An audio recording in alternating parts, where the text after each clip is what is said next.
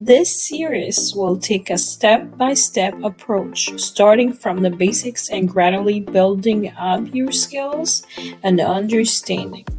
We also will cover everything you need to know to get started in the field of ethical hacking, including terminology, tools, techniques, and best practices. My goal here is to make complex cybersecurity concepts accessible and understandable for beginners.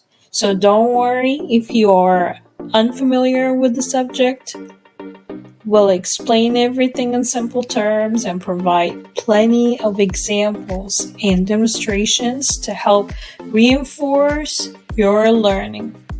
So whether you're a student exploring career options in the IT enthusiast looking to expand your knowledge or some curious about cybersecurity, these videos are perfect for anyone eager to learn about ethical hacking and take their first steps towards becoming a certified ethical hacker. So get ready, grab your notepad, buckle up, and get ready to embark on an exciting journey into the world of ethical hacking. So let's learn together and unlock the secrets of cybersecurity.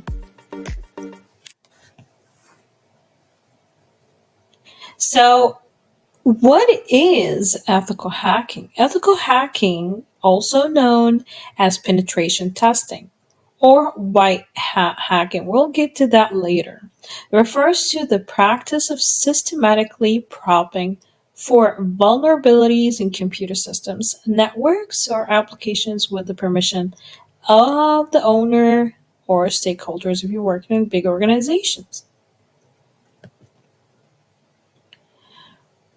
What is the primary goal of ethical hacking?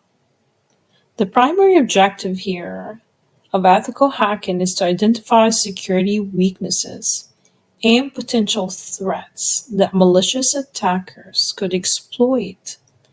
Ethical hackers use the same tools, techniques, and methodologies as malicious hackers, but operate within legal and ethical boundaries. Let's keep everything legal here. So, what you gonna do once you become an ethical hacker? What are the rules out there that you can actually take? The role of ethical hackers is really crucial in helping organizations strengthen their cybersecurity posture and mitigate risks by identifying and remedying vulnerabilities before they can be exploited by malicious actors.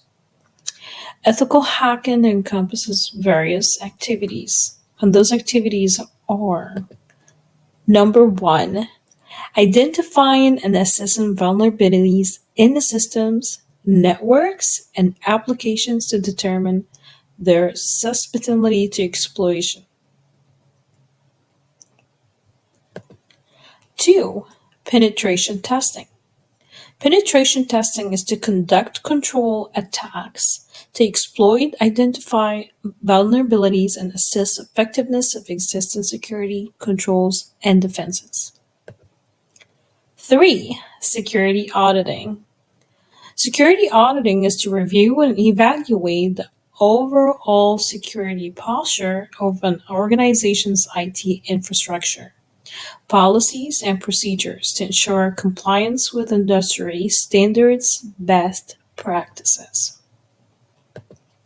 Four, risk management.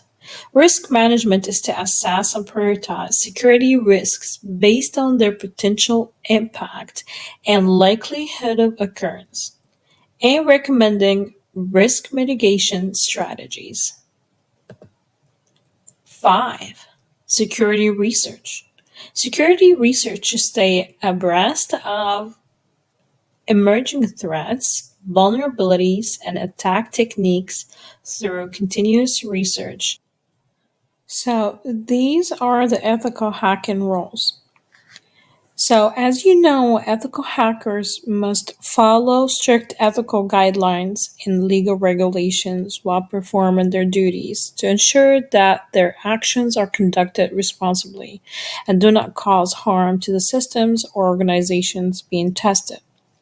Additionally, ethical hackers often collaborate with stakeholders, security professionals, and decision makers to communicate findings and recommend security measures, and also to enhance overall cybersecurity awareness and resilience.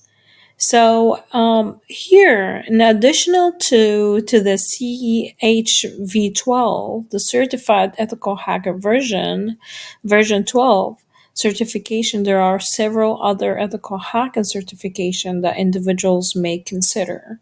But in our course, in our series, we'll focus only on the CEHv12 certification. So in the next video, we'll talk about it, and then we'll dig deeper in the course and also in the preparation. I'll see you next time. Don't forget to subscribe and hit that like button. Bye.